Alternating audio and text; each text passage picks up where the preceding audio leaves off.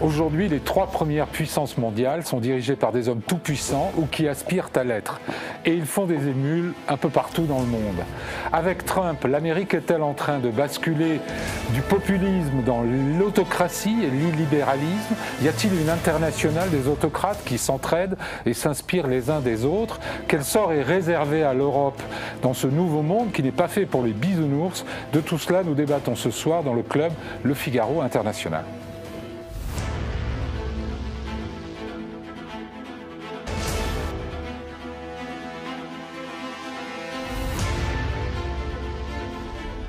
Nicolas Bavrez, bonsoir. Bonsoir. Vous êtes économiste, historien, essayiste, avocat. Vous êtes sorti de Normal Sup et de l'ENA. Vous êtes docteur en histoire, diplômé en sciences sociales. Vous signez bien sûr une chronique dans Le Figaro tous les lundis. Et vous êtes l'auteur de nombreux livres. Je citerai notamment Démocratie contre empires autoritaires, paru en 2023. Et Sursaut, la France qui tombe 20 ans après, en 2024. Tous deux aux éditions de l'Observatoire. Aurélien Duchesne, bonsoir. Vous êtes consultant en géopolitique, défense et gestion des risques. Vous enseignez également à l'ILERI Lyon et vous êtes l'auteur de La Russie de Poutine contre l'Occident, paru en 2024 aux éditions Erol. Isabelle Lasserre, bonsoir. Bonsoir. Vous êtes la correspondante diplomatique du Figaro. Vous avez été grand reporter et correspondante à Moscou. Votre dernier ouvrage, paru en 2023 aux éditions de l'Observatoire, était consacré à Macron-Poutine, les liaisons dangereuses. Alexandre Devecchio, bonsoir. Bonsoir. Vous êtes le rédacteur en chef des pages Débat Opinion du Figaro et du Figaro Vox. Vous êtes l'auteur de Recomposition, le nouveau monde populiste et des nouveaux enfants du siècle qui vient de ressortir en poche. Alors, commençons par Donald Trump. Ça devient presque une habitude dans cette émission, depuis qu'il est revenu au pouvoir. L'Amérique est-elle en train de basculer? À vous lire, Nicolas Bavrez, oui, elle est en train, voire elle l'a basculé. On est au-delà du populisme, on est dans l'autocratie pour vous déjà, aux États-Unis. On est dans l'autocratie ici. Vous me le permettez, pour démarrer cette émission, je voudrais rendre hommage à la grande figure de Mario Vargas Llosa, oui. Parce que c'est à la fois un très grand écrivain, un homme qui a combattu pour la liberté, et ce qui est intéressant chez lui, il a écrit un livre magnifique, La Fête au bouc, qui montre le mélange de mensonges et de terreur sur lequel repose une autocratie. Il a aussi fait une autobiographie intellectuelle où il explique que dans les 7 grands auteurs qui l'ont converti du communisme au libéralisme, il y a 2 Français qui sont Raymond Aron et Jean-François Revel. Ouais. Et là où ça nous ramène à votre question, c'est que finalement, dans cette génération, avec ce dernier géant qui vient de s'éteindre, quand on regarde Vargas Llosa, Aron, Revel, pour eux, les États-Unis, d'ailleurs ils ont été beaucoup critiqués pour les avoir défendus, les États-Unis étaient le refuge ultime de la liberté, le réassureur ultime de la démocratie dans le monde et du capitalisme. Et Donald Trump, effectivement, est en train de changer tout ça. Qu'est-ce que c'est finalement qu'une démocratie libérale? C'est un système où on a des élections qui survivent, mais qui sont des élections sous contrôle ou arrangées. Là, on a un président des États-Unis qui n'a pas reconnu le vote de 2001 et qui a quand même été légitimement élu. Absolument, mais en ayant fait une tentative de coup d'État quand même entre-temps. En ayant malmené les institutions. Ensuite, séparation des pouvoirs. Là, très clairement, l'exécutif s'arroge les pouvoirs du Congrès et de la justice. Le respect de l'état de droit, on voit qu'aujourd'hui, il y a une énorme pression sur les juges. Oui. Une économie qui n'est plus une économie de marché, mais une économie d'oligarques.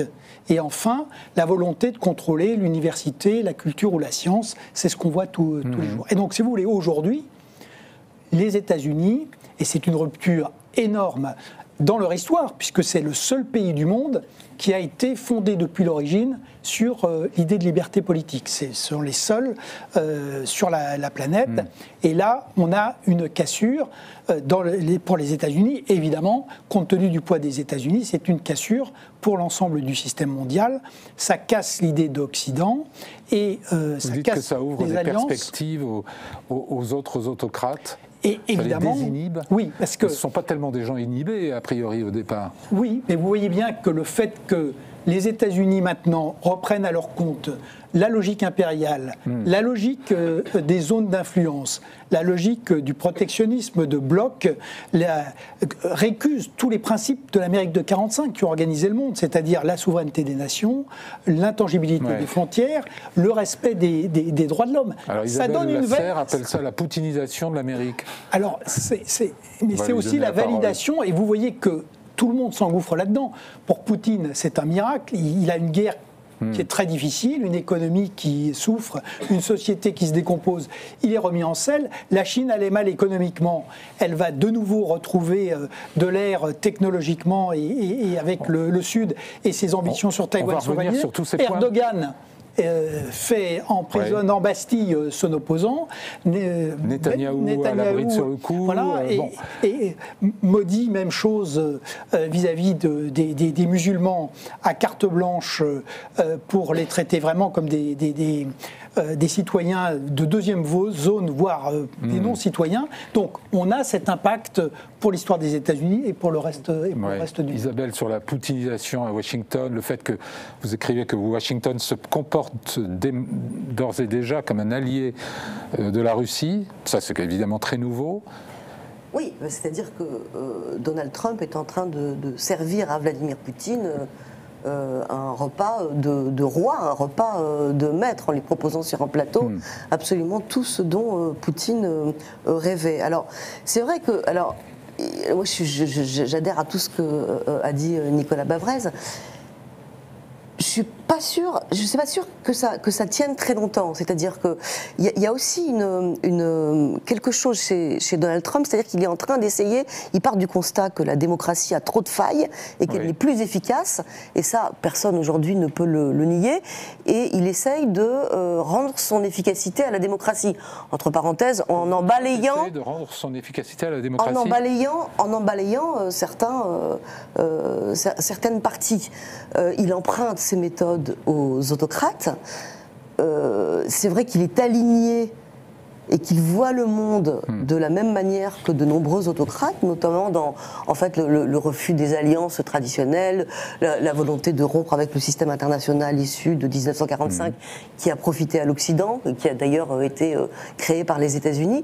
Jusqu'où ça peut aller? Parce que si on pousse ça jusqu'au bout, on a quand même l'alliance d'un pays, les États-Unis, qui ont passé quand même à peu près toute leur vie depuis 1985 à lutter contre un adversaire ou un ennemi qui était l'Union soviétique, qui était dirigée par le KGB, lequel KGB... 45, depuis 45, vous voulez dire? Oui. Pas depuis 85. Oui, j'ai dit 45. Non.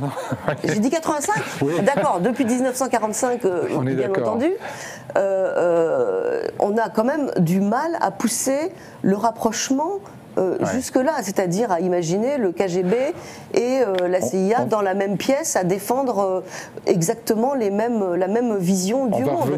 Par ailleurs, ça ne marche pas, c'est-à-dire que, juste une phrase et je m'arrête, c'est-à-dire que, en fait, toutes ces tentatives de rapprochement sont censées donner des deals, parce que c'est quand même ça qui intéresse aussi Donald Trump, c'est-à-dire c'est le business, les deals, je ne veux pas rentrer dans le détail des deals, mais pour l'instant, ça ne fonctionne pas. C'est-à-dire qu'il y a une résistance, en fait, de la part des autocrates qui prennent, je pense, Donald Trump, l'apprenti autocrate, pour ce qu'il est, c'est-à-dire sur de nombreux dossiers, un amateur. Alexandre Devecchio, vous êtes d'accord, vous on est passé déjà du populisme à l'autocratie aux États-Unis, ou c'est enfin, vous trouvez ça un peu excessif? Alors, je pense il y a plusieurs sujets. Il y a le sujet de la géopolitique, où on voit bien que Donald Trump essaye, à mon avis, de couper la Russie de la Chine. Il a un objectif stratégique, pas simplement une admiration pour l'autoritarisme de Vladimir Poutine. Maintenant, est-ce que ça va marcher ou pas? Effectivement, les résultats ne sont pas bons pour le moment. Bon, ça c'est pour la géopolitique. Pour ce qui est de la gestion intérieure, je crois qu'il faut d'abord définir ce qu'est la démocratie. Je crois que la démocratie, et particulièrement la démocratie libérale, c'est la souveraineté du peuple et un certain nombre de garde-fous, la séparation des pouvoirs, effectivement, mais que depuis plusieurs décennies, les garde-fous sont devenus le pouvoir lui-même. C'est-à-dire qu'il y a un État bureaucratique omnipotent qui par ses règles, c'est la multiplication de ses normes, tend à rendre impuissant le pouvoir politique. C'est vrai aux États-Unis. Ce sont les défauts de la démocratie qui génèrent le populisme et cette dérive illibérale. Mais moi, je ne suis pas sûr encore de parler de dérive, très franchement. Ce qu'on observe aux États-Unis, on l'observe aussi en Europe, avec de plus en plus d'autorités indépendantes qui n'ont pas de légitimité démocratique, puisque la source de la démocratie, c'est quand même la volonté du peuple. Donc je crois que Donald Trump a été précisément mis en place par les électeurs américains pour déconstruire ce qu'il a appelé lui-même l'État profond.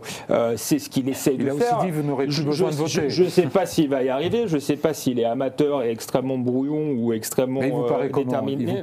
Comment non pas Il vous paraît plutôt il me paraît mieux préparé, pro qu'amateur. Il me paraît mieux préparé que la première fois. C'est-à-dire que je pense que tout le monde a l'air de découvrir ce que veut Donald Trump. On peut être d'accord ou pas d'accord, mais enfin bon, il l'annonce depuis 10 ans maintenant. C'était le thème de sa première campagne. La première fois, il n'a pas réussi très clairement à le faire parce qu'il a été élu sans trop même y croire lui-même et sans équipe autour de lui. Là, il est armé d'une forme de nouvelle élite qu'on peut trouver vulgaire, tout ce que vous voulez, mais de gens qui viennent du monde de l'économie de la tech, d'une élite intellectuelle et qui sont préparés justement à déconstruire cet état profond. Ça ne se fait pas sans résistance. Je ne sais pas si ça fonctionnera. Je ne sais pas s'il n'y a pas un danger aussi effectivement qu'on ait un mouvement de balancier inverse effectivement inquiétant avec la naissance d'une forme de pouvoir personnel.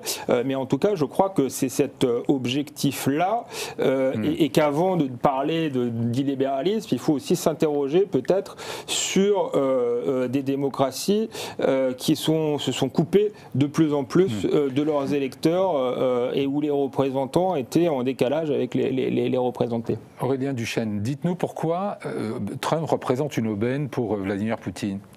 Il représente pour lui une aubaine à 2 égards. La première, c'est que Trump, par exemple, et son proche entourage reposent sur 2 illusions. La première est que, par exemple, la bataille du temps jouerait nécessairement en faveur de Vladimir Poutine et que la menace russe serait un rouleau compresseur inarrêtable. Quand on regarde ensuite la réalité des chiffres, seulement 1% de la superficie de l'Ukraine a été conquise de manière confirmée par la Russie sur la totalité de l'année 2024. Quand on élargit la focale au-delà du champ de bataille du Donbass, où on a l'impression qu'effectivement l'armée russe serait inarrêtable, ça met quand même un premier motif à relativiser. Un deuxième aspect qui est l'économie de guerre russe, qui de l'aveu même, par exemple, de la gouverneure de la Banque centrale de Russie, commence à marquer un coup d'arrêt, avec, par exemple, le fonds souverain dans lequel puise la Russie pour circonvenir aux sanctions et financer son effort de guerre, qui devrait tenir jusqu'à l'horizon 2026. Il en va de même, par exemple, pour les parcs de matériel soviétique que l'armée russe utilise en masse sur le front. Or, Trump est dans l'idée que c'est l'Ukraine qui est au bout de ses forces et pas la Russie. Mais est-ce qu'au-delà de l'Ukraine, est-ce que Trump est aussi une aubaine pour Poutine sur le plan géopolitique, sur le plan de l'équilibre des forces, des forces dominantes dans le monde ? Si l'on prend par exemple le pari dit du Kissinger inversé, c'est-à-dire l'idée de détacher la Russie des bras de la Chine pour la ramener vers les États-Unis, là où c'est une aubaine pour Trump, c'est que dans ce qui sera négocié à cet égard, vous avez par exemple un certain Kirill Dmitriev qui est en Russie l'interlocuteur numéro 1 des États-Unis pour lever les sanctions américaines contre la Russie et pour que des entreprises américaines réinvestissent la Russie. Première aubaine, redonner de l'oxygène à l'économie russe. Et la deuxième aubaine, c'est que dans ce que les Russes veulent de négociations et qu'ils avaient en réalité déjà mis sur la table en 2021, dans leur chantage à l'invasion de l'Ukraine, il y a l'idée, par exemple, d'un retrait américain des pays baltes ou de la Pologne, ce qui commence à créer quand même un mouvement de panique dans ces pays. C'est là l'aubaine pour Poutine.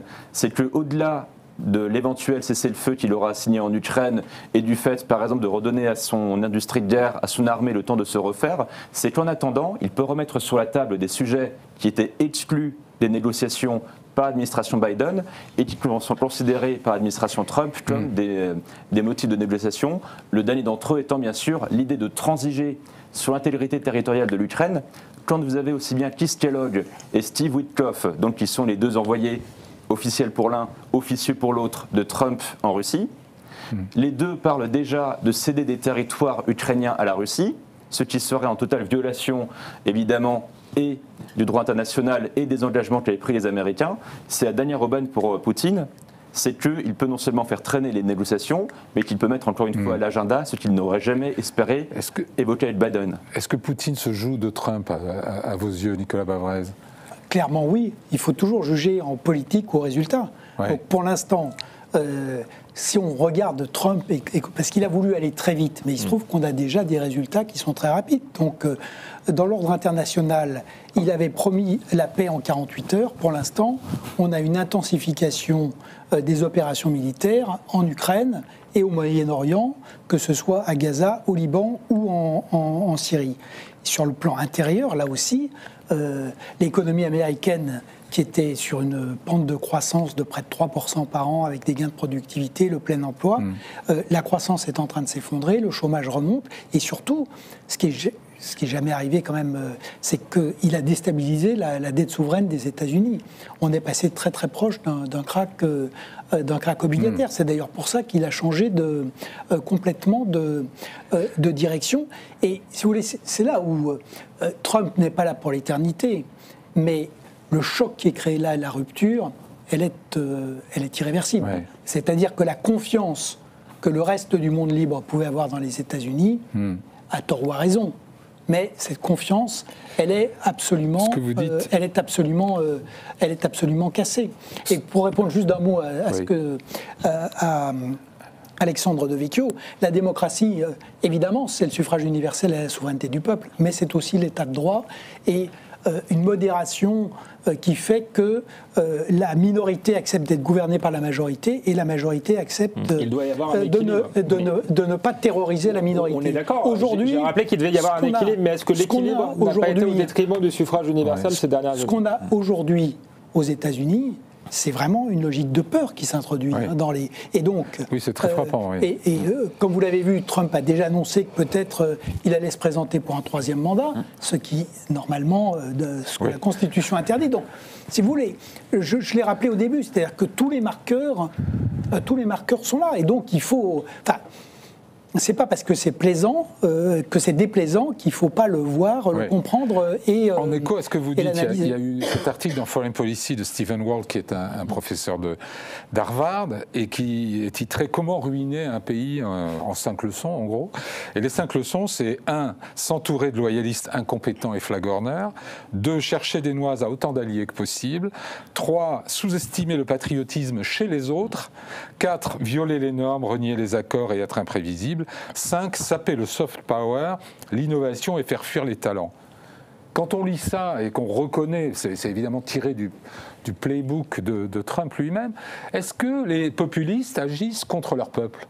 Ou est-ce que ça peut leur arriver ? Ou est-ce que c'est même la règle ? Sur le long terme, c'est clairement la règle. La formule de Peggy reste tout à fait juste, c'est-à-dire que les populistes flattent à court terme, mais laissent toujours des champs de ruines. Et Trump va laisser, va évidemment laisser un champ de ruines. Non, mais je pense que Alexandre Devecchio confond deux choses, c'est-à-dire ce qu'est Trump aujourd'hui. Trump, c'est le miracle de la Chine. C'est « Make China Great Again ». Et c'est le miracle On avait déjà entendu « Make Russia Great Again ». Et donc, le désastre Trump, il est bien en place. Mais ce n'est pas parce que Trump est un désastre que ça veut dire qu'il n'y a pas eu de crise de la démocratie. Simplement que la réponse populiste est la pire. C'est-à-dire que la réponse populiste, c'est celle qui ruine définitivement la démocratie. Et que les démocraties soient en crise, qui est un énorme problème, précisément, de croissance, de productivité, de paupérisation des classes moyennes, de perte de paralysie des institutions, de perte de légitimité, évidemment, c'est vrai. Mais c'est comme dans les années 30. Comme dans les années 30, effectivement, il y a beaucoup de gens qui plaidaient pour la formule de Staline ou la formule d'Hitler. Alexandre, vous ne serez sûrement pas qui sont restés et qui ont défendu les principes de la démocratie libérale. Et c'est ceux-là qui avaient raison. Ni les envoyer au goulag. Moi, je ne sais pas ce que va donner Vous êtes plus optimiste sur ce que va donner je demande à voir. J'ai observé que dans d'autres pays, on nous avait annoncé que Giorgia Meloni était fasciste. Maintenant, elle est applaudie par les Européens eux-mêmes. Viktor Orban est en place en Hongrie. On a beau dire tout ce que vous voulez, que c'est une dictature. Il suffit d'aller en Hongrie pour voir que les libertés individuelles sont respectées, que c'est un pays à l'économie florissante.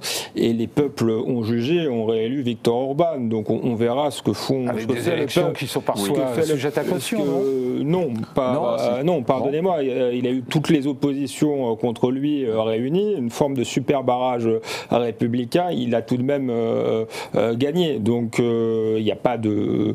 en tout cas, les élections sont pas mises en cause. Après, on peut avoir des débats sur l'état de droit, la place accordée aux juges, le respect des règles européennes, mais les élections, il les a gagnées à la loyale. Dans ce livre très intéressant d'Anne Applebaum du Washington Post qui s'appelle Autocratie au pluriel, elle cite Mussolini en 1932, ouvrez les guillemets, l'État libéral est voué à périr.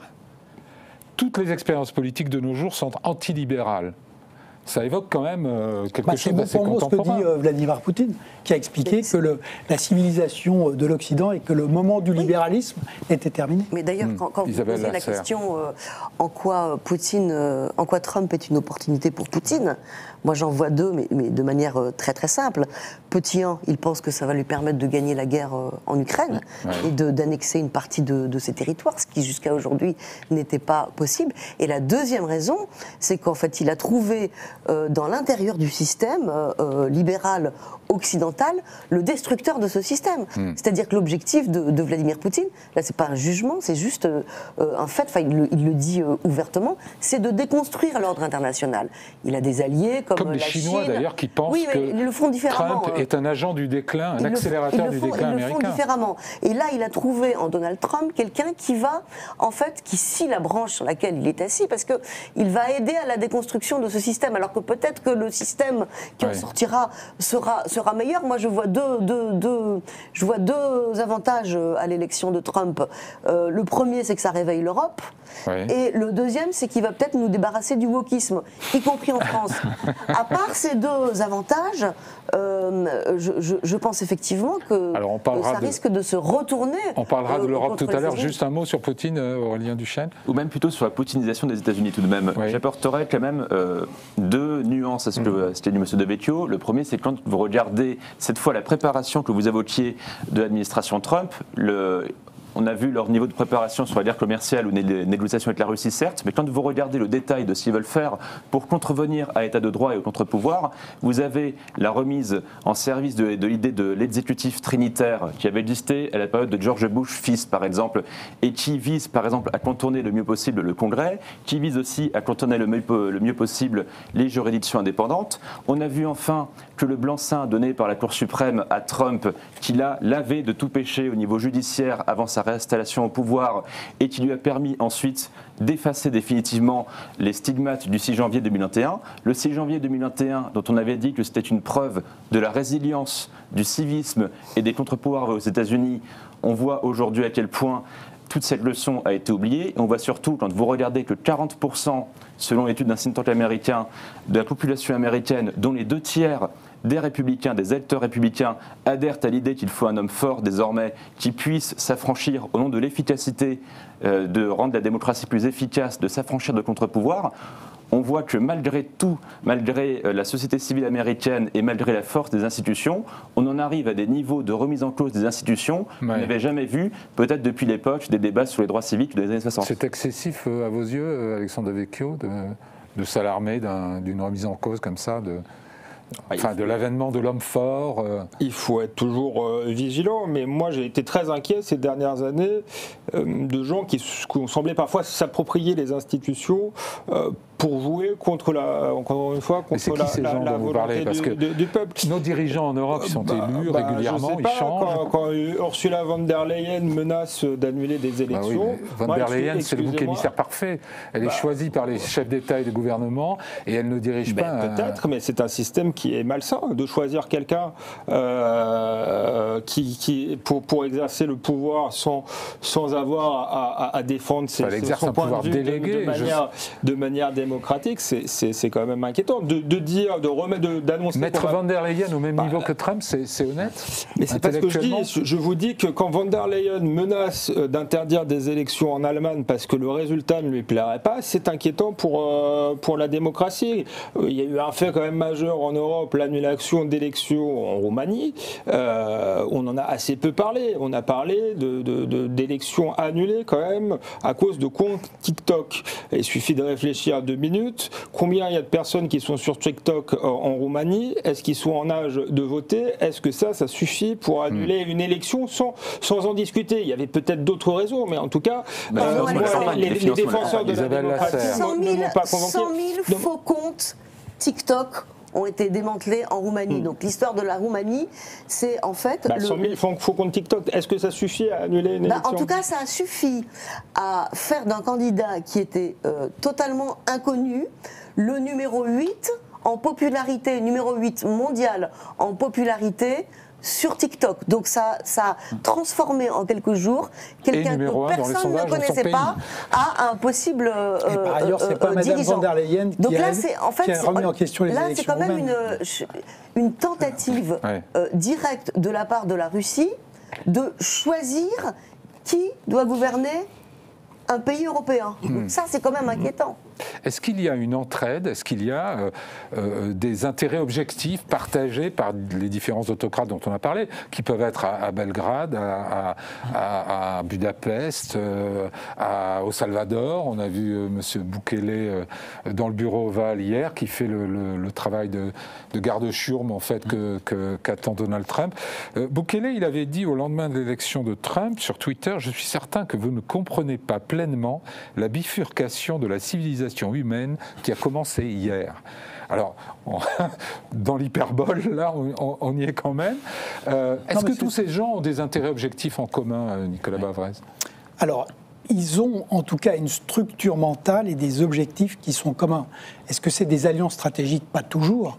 Par exemple, entre les États-Unis et la Chine, il n'y a clairement pas d'alliance stratégique. Ils n'ont parfois pas les mêmes ennemis. L'Iran, la Corée du Nord, la Chine sont proches de la Russie. Mais ils ont quand même un vrai ennemi commun, qui est l'Europe et la démocratie libérale. Là-dessus, ils sont tous alignés. Sur d'autres régions du monde, c'est compliqué. Donc, qu'est-ce qu'ils partagent en commun?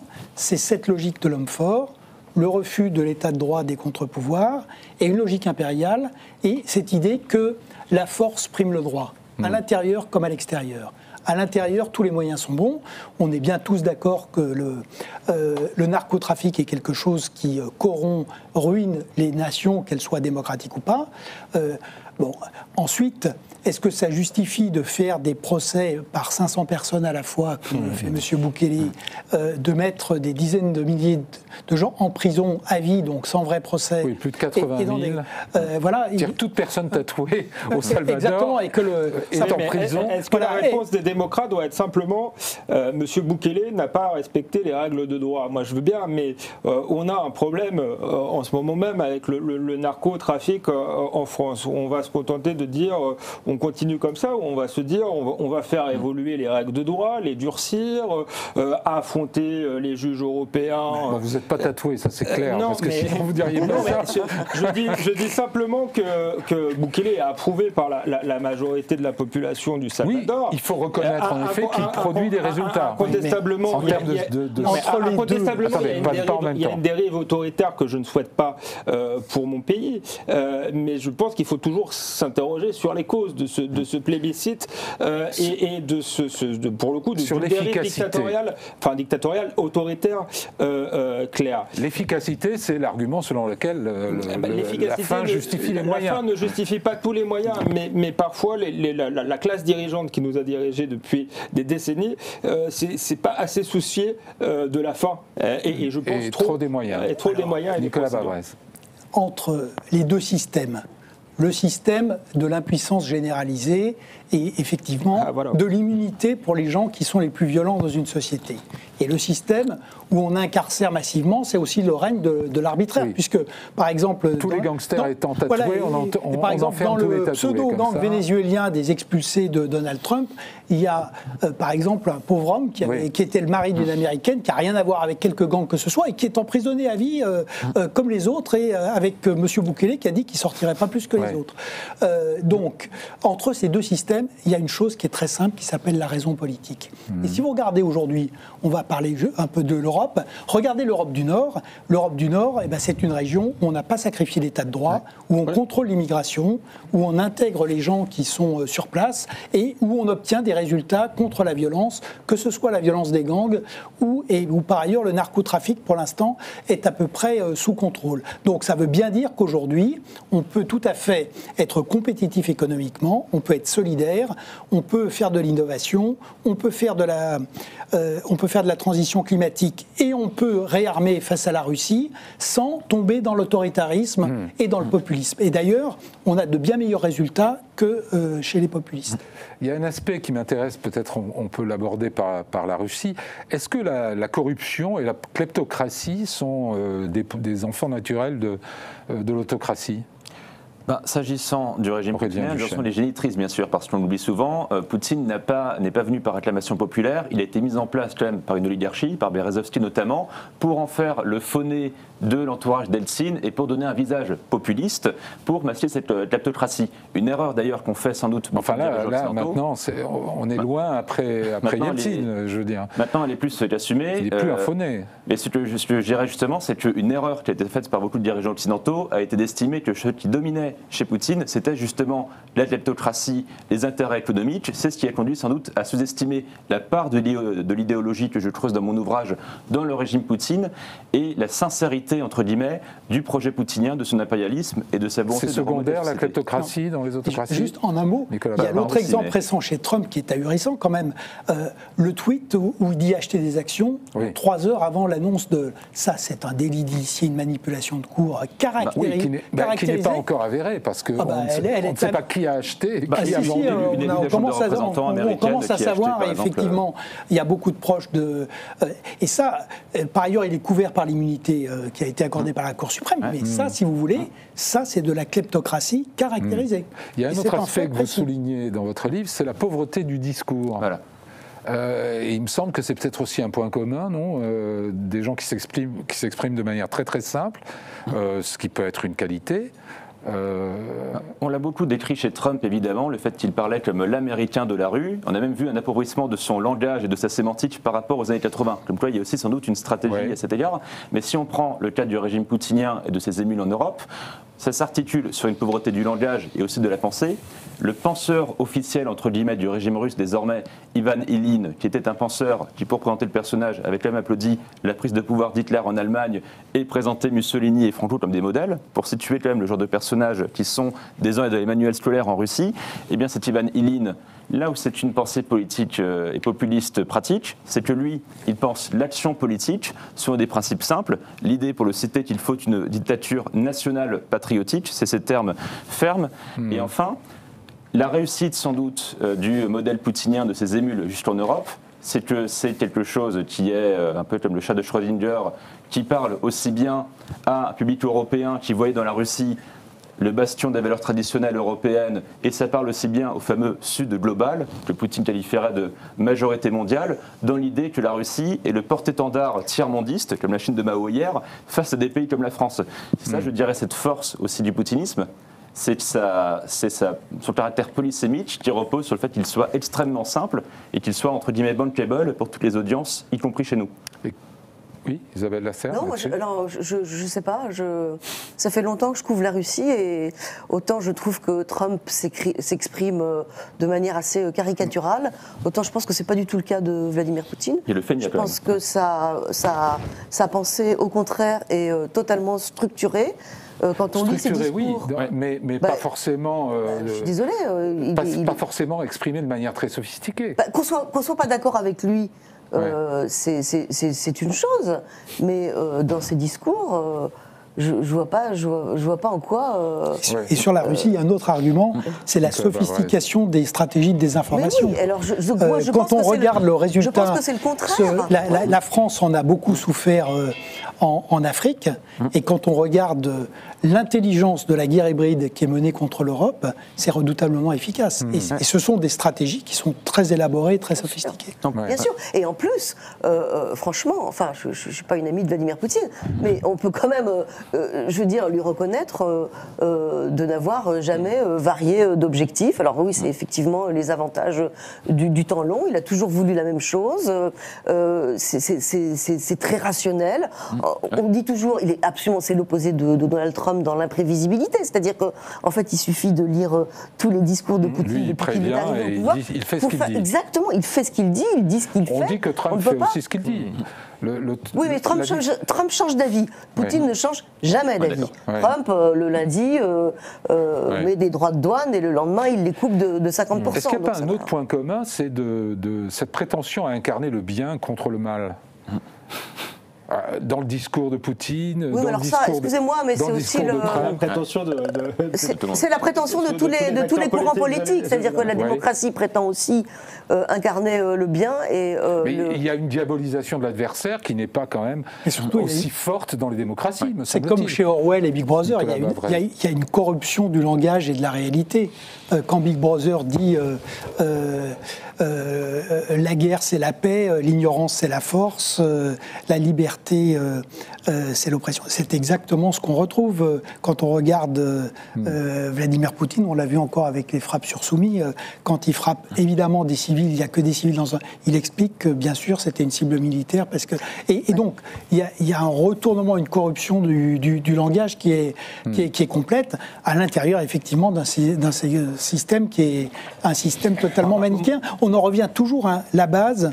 Ce qu'on disait avec Vargas Llosa, le mensonge et la terreur. Alors là où c'est encore plus pervers sur l'histoire de Soumy, c'est qu'il y avait une réunion militaire, mais c'était pas une réunion militaire, c'était une réunion militaire pour une remise de médailles, et que donc c'est une faute des Ukrainiens, ils auraient jamais dû faire une remise de médailles comme ça en plein milieu de la guerre, et que délibérément les frappes ont visé la réunion militaire et largement autour les civils. Donc c'est encore plus pervers, parce que le prétexte, c'est ça, et le prétexte était vrai.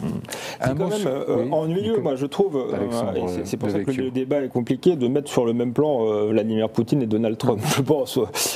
Pour le coup, ça fait partie du manichéisme du débat. On peut être contre la géopolitique de Donald Trump, on peut être contre son style, tout ce que vous voulez. On essaie de voir s'ils ont des points communs, et ils ont des points de rapprochement. On ne les met pas nécessairement sur le même plan. Non, mais si vous voulez, mais en tant que j'essaie de mettre le point aussi sur leurs différences. Il y en a un qui envoie les journalistes en prison, l'autre qui se contente de les mépriser. C'est pas tout à fait la même chose. On verra, mais il a fait un premier mandat. Je pense qu'il y a suffisamment de contre-pouvoir aux États-Unis pour arrêter Donald Trump. Pour l'instant, les États-Unis restent une démocratie. Simplement, il y a une politique radicalement différente de ce qui a été mené. On peut la juger désastreuse. On verra si le remède est pire que le mal. Mais je crois que le propre de la démocratie, c'est justement l'alternance et la possibilité de changer de politique. Et c'est d'ailleurs, à mon avis, une des causes profondes de la montée de ce qu'on appelle les populismes en Europe, c'est qu'on a eu le sentiment qu'il y avait une pensée unique et une politique unique. Il n'y a pas d'alternative. Il n'y a pas d'alternative au libre-échange. Il n'y a pas d'alternative à l'immigration massive. Il y a des alternatives pas forcément meilleures. Pas forcément meilleures, c'est ce qu'on verra. Sur le protectionnisme, on les voit, par exemple, oui, mais on ne va pas juger en 2 mois. Sur les protectionnismes, il est possible que ce soit désastreux. Je n'en sais rien. Nicolas mais en tout cas, il a été élu sur une critique du libre-échange en promettant des taxes, en disant que c'était le plus beau mot du vocabulaire. On peut être pour ou contre, mais les gens ont voté. Il essaie d'appliquer son programme. Je ne vois pas en quoi c'est une entorse à la démocratie. Vous soulignez dans votre dernière chronique que 6% de la population mondiale peut prétendre vivre dans une démocratie. Aujourd'hui, oui. Aujourd'hui. Donc. Non, mais ça, c'est pas la faute. On a l'impression à vous entendre que c'est un système qui est hégémonique. La démocratie, mais je suis démocrate. On va pas. Et que l'alternative minoritaire opprimée. Non, alors qu'en réalité, si on regarde la carte, c'est. Encore, je pense qu'il y a une confusion complète. C'est qu'évidemment que dans la démocratie, c'est un régime pluraliste. Donc évidemment qu'il y a des alternances. Et d'ailleurs, on voit très bien qu'il y a des alternances dans les systèmes démocratiques parce que on peut dire ce qu'on veut, mais Scholz et Merz, c'est pas vrai que c'est la même politique. C'est pas vrai. Et Madame Meloni, elle est arrivée au pouvoir, c'était pas la même pour un certain nombre de gens, politique. c'est blanc bonnet et bonnet blanc. Oui, mais c'est tout simplement faux. Starmer, c'est pas Monsieur Johnson. Je suis désolé. Et donc, en revanche, le problème de Trump, c'est pas qu'il y ait une alternance, qu'il ait gagné l'élection. Personne ne le conteste. Il l'a d'ailleurs gagné de manière extrêmement large et forte, puisqu'il a eu le vote populaire et qu'il est en avance dans 90% des comtés des États-Unis. Donc personne ne conteste le fait que Donald Trump ait gagné l'élection. Ce qui pose un problème, c'est que ce n'est pas une alternance. C'est une sortie de la démocratie. À cause de ce qu'on a dit sur le respect de la Constitution, de la séparation des pouvoirs, sur les règles de base du capitalisme. C'est vraiment le retour des et là, c'est plus du tout, c'est plus une alternance.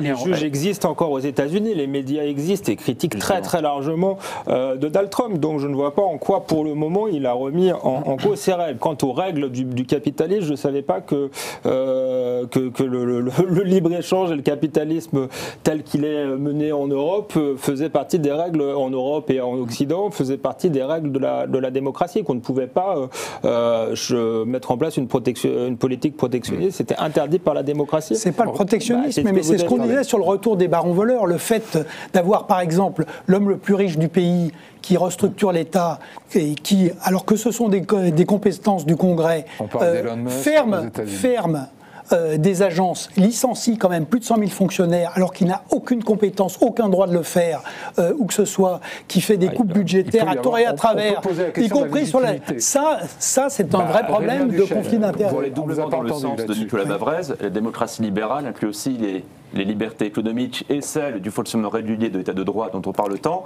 Les deux sont sous les coups de boutoir de l'administration Trump.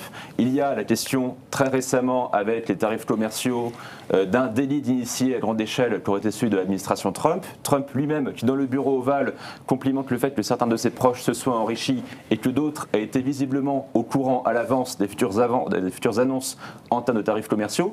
Et une deuxième chose chez les juges justement, c'est que dès le premier mandat de Trump, il y a eu, par le hasard aussi de la composition de la Cour suprême, le fait qu'on n'ait eu aucun président qui, avant Trump, n'ait pu à ce point remodeler à son effigie la Cour suprême, mais ils en ont profité aussi en truandant, si vous me pardonnez le terme, dès 2020, les règles de bienséance. Je rappelle que quand Obama était en train de se présenter à sa réélection en 2012, il avait attendu sa réélection avant de nommer un nouveau juge, après le décès d'une juge. Effectivement, il a été privé d'un juge à la Cour suprême. Et quand vous regardez le détail du projet 2025, qui est le projet 2025, qui est la Heritage Foundation, qui est donc issu d'un think tank à l'aile droite du Parti républicain, qu'on nous a dit pendant toute la campagne de Trump que c'était un épouvantail agité par les démocrates et les woke pour faire peur à la population, on voit désormais que c'est non seulement en bonne partie un programme de gouvernement suivi par l'administration Trump.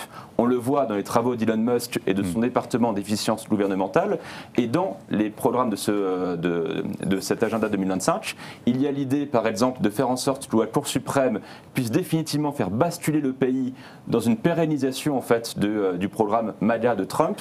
Et il y a enfin la pérennisation d'autres choses, au niveau local, par exemple, ce qu'on appelle le gerrymandering, le charcutage qui a toujours existé.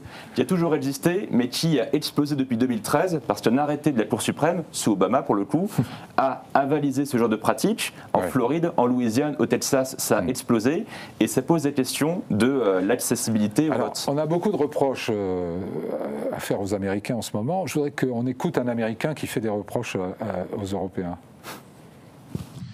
Europe faces many challenges, but the crisis this continent faces right now, the crisis I believe we all face together, is one of our own making.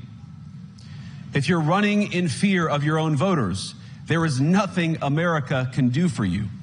Nor, for that matter, is there anything that you can do for the American people who elected me and elected President Trump. You need democratic mandates to accomplish anything of value in the coming years. Alors Giuliano d'Empoli, qui vient de publier L'heure des prédateurs, pose la question de manière assez brutale. En Europe, va-t-on entrer dans le siècle de l'humiliation ? Votre avis, Nicolas Bavrez ? C'est vrai que l'Europe est vraiment à un tournant, c'est-à-dire qu'aujourd'hui, on est rentré donc dans l'âge des empires, dans l'âge des autocrates, dans l'âge de ce que d'Empoli appelle les prédateurs.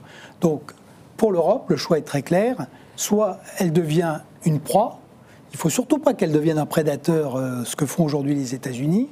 En revanche, elle peut devenir un acteur du système, ce qui lui permettrait d'être un peu le refuge de la démocratie.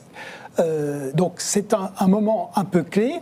À la fois, le vrai problème, c'est pas du tout qu'il n'y a pas de mandat des électeurs en Europe, c'est une divagation de M. Vance. En revanche, les problèmes de l'Europe, ils manquent pas. Et les problèmes de l'Europe, c'est quoi? Le suicide démographique. On est à moins de 1,5 enfants par femme, une économie qui est quasiment stagnante, un énorme problème de manque d'innovation et surtout le fait que ce continent est incapable d'assumer sa sécurité alors qu'il est sous le feu croisé. Donc Trump, protectionnisme, menace, y compris sur le Groenland, retrait de la garantie stratégique, la menace militaire directe de la Russie, et puis le dumping chinois. Donc, là où l'Europe est effectivement à la croisée des chemins, c'est que si elle veut se transformer de spectateur en acteur, il faut qu'elle se bouge. Elle peut le faire. Mario Draghi a donné des clés. Mais elle sur n'est le pas plan immune de non plus de ces évolutions. On Non, a parlé tout à l'heure de la Trump Hongrie, se réclame de Viktor Orban. Madame Meloni est un cas beaucoup plus compliqué parce que pour le coup, autant la Hongrie est une démocratie libérale, je ne dirais pas ça aujourd'hui du tout de l'Italie. Madame Meloni est un objet politique extrêmement complexe. Quand on regarde toute la partie économique ou sociale, en réalité, elle fait du Mario Draghi sans le dire. Ouais. Et son lien avec le business est très fort. Regardez par exemple, il y a une chose concrète mais très simple. Elle n'arrête pas de parler de sa dureté en matière d'immigration ou de sécurité. Et c'est vrai qu'elle a fait des choses et que le nombre de traversées diminue. Elle a régularisé dans l'année 450 000 immigrés. On n'avait jamais fait ça en Italie. Pourquoi? Parce que le business manque de bras en Italie. Et donc elle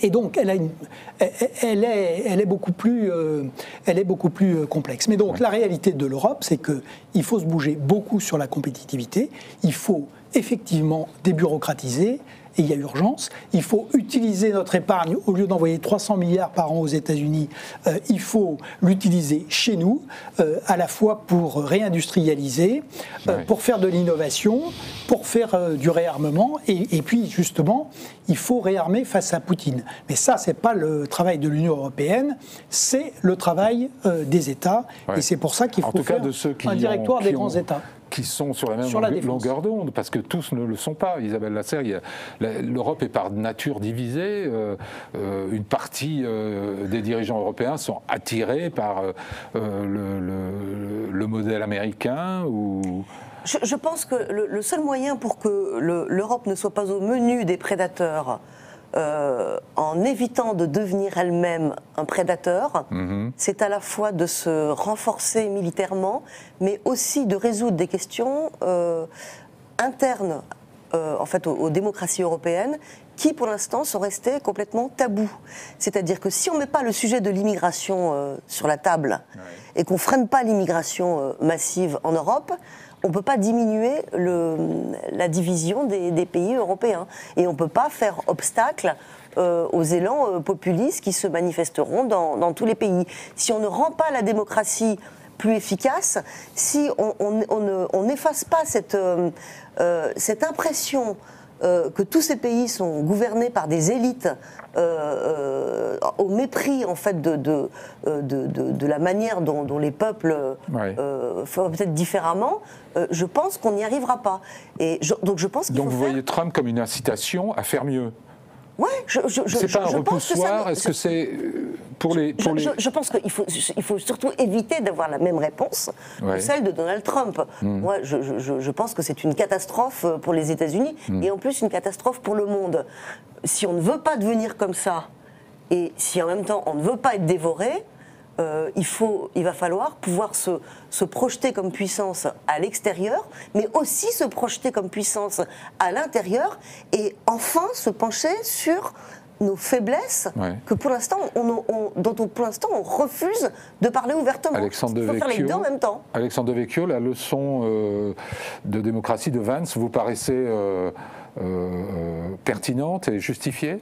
Je rejoins assez Isabelle Lassard, et sur les points qu'a cité Vance, je trouve qu'il était assez audible, et que le propre d'une démocratie devrait être d'accepter la critique et de pouvoir en discuter de manière civilisée. Donc j'ai pas forcément compris les cris d'orfraie après peut-être parce que c'était un peu déplacé. Après on peut être en désaccord avec la position sur la Russie. Moi je suis assez d'accord avec ce que dit Isabelle Lassard, en étant moins pessimiste sur le désastre annoncé de Donald Trump. Je crois qu'il faut garder la tête froide et attendre un peu avant de faire le bilan. Je rappelle qu'il a eu un premier mandat, que les résultats économiques étaient excellents, par exemple, et qu'il a été réélu après avoir été battu. Donc le désastre annoncé n'est pas assuré.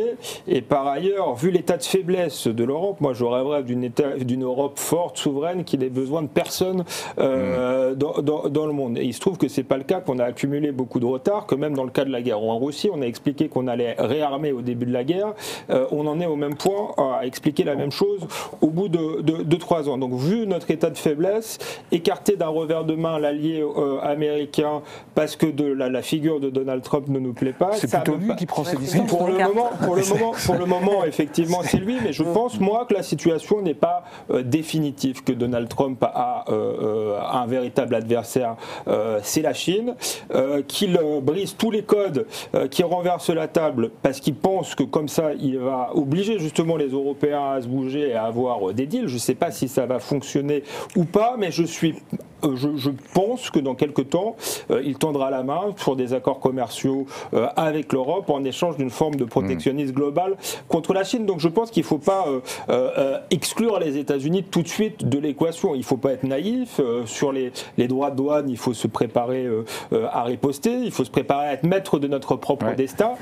Mais je crois que faire des États-Unis une dictature comme ça et la ranger dans le camp, je ne sais pas, de l'Iran, de la Chine, de la Russie, ça me paraît aller vite en besogne. Je pense que sur l'objectif chinois, je pense qu'il se met le doigt dans l'œil.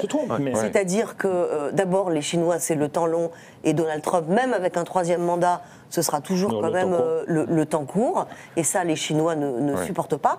Et ensuite, il ne faut pas sous-estimer en fait la force des relations ou des alliances entre la Chine, la Russie, l'Iran, etc. Et il ne faut pas sous-estimer en fait juste une phrase. Il ne faut pas sous-estimer en fait la détestation et la rancœur de tous ces pays-là vis-à-vis des États-Unis et de l'Occident. Donc je pense que ça ne marchera pas. Au contraire. Si c'est ça que ça la rationalité, je pense que un ça mot, ne marchera Aurélien pas. Duchesne, là-dessus, on est à 3 minutes de la fin. Alors, Aurélien Duchesne. Sur la chinoise, justement, le pari de Trump, qui rappelle un petit peu les illusions de beaucoup d'experts ou pseudo-experts français qui s'imaginaient qu'on allait raisonner Vladimir Poutine avec des arguments d'interdépendance économique ou en invoquant les mannes du général de Gaulle. Là, l'administration Trump fait exactement la même erreur, parce que c'est partir d'un premier postulat faux, l'idée que l'alliance entre la Chine et la Russie serait une alliance de circonstances et qu'elle serait mue par le fait que, pour reprendre l'expression consacrée, on aurait poussé la Russie dans les bras de la Chine avec les sanctions de 2014, c'est faux. Ce partenariat avait commencé à se renforcer bien avant l'annexion de la Crimée et les sanctions consécutives. On lui oppose le fait que les Russes se méfient des Chinois, tout simplement. Quand vous regardez ce que disent les Russes eux-mêmes, il y a une forme de, pour reprendre l'expression de Bruno Tertrais, de vassalisation consentie. Ils savent qu'ils sont un junior partenaire de cette relation. Un peu comme les Européens avec les États-Unis, alors. Absolument. Et d'ailleurs, quand vous regardez aussi ce qu'ils disent des Américains qui leur tendent la main, entre une relation déséquilibrée avec la Chine, mais qui leur procure des avantages avec au moins une vision du monde assez similaire, et une relation déséquilibrée avec les États-Unis, le choix vite fait, ce serait la Chine. D'accord. On arrive à la fin. Les Européens, les démocraties doivent-elles s'allier? Les défenseurs d'une démocratie libérale, par opposition à une démocratie illibérale, devraient-ils avoir conscience qu'ils doivent tous aller dans le même chemin s'ils veulent résister à cette espèce de... La force des tyrans, c'est d'abord la faiblesse des démocraties. Quand on regarde l'Europe, si vous voulez, par exemple, l'Europe face à la Russie, le rapport de poids économique, c'est de 1 à 10 en faveur de l'Europe. Ouais. Donc normalement, et quand on regarde le poids humain, la démographie russe, elle est encore bien pire que la démographie européenne. Donc le problème de l'Europe, c'est que c'est un continent qui regorge d'atouts, il a des talents, il a 15 500 milliards d'épargne, il a de grandes universités, il a des entreprises magnifiques. Alors qu'est-ce qui lui manque ? Il lui manque la volonté et la stratégie. Et peut-être l'organisation démocratique. Et si vous voulez, là où on a quand même des signes des bonnes nouvelles, sauf en France, c'est que si vous regardez cette Europe, comme je le disais, l'Europe du Nord, elle va plutôt très bien. L'Europe du Sud, elle est en train de se relancer. C'est vrai de l'Espagne, c'est vrai du Portugal, c'est vrai de l'Italie, c'est vrai de la Grèce. L'Allemagne est en train de bouger beaucoup. La Pologne, c'est une vraie réussite. C'est 5% de croissance depuis qu'elle est rentrée dans l'Union, le plein emploi, le réarmement. Et donc, le problème, l'homme malade de l'Europe qu'il faut bouger, c'est aujourd'hui la France. Et sur la volonté, je vous rappellerai simplement la phrase d'Aron en juin 1939, il disait « Je crois à la victoire finale des démocraties, mais à une condition, c'est qu'elle le veuille. » Et aujourd'hui, je crois qu'on peut croire à la capacité de l'Europe de sauver la démocratie libérale, mais à une condition, c'est que les Européens le veuillent. C'est vrai des citoyens et c'est vrai des nations. Merci beaucoup, c'est le mot de la fin. Merci à tous les quatre. Merci à vous de nous avoir suivis. Je vous donne rendez-vous la semaine prochaine. Très bonne semaine à tous.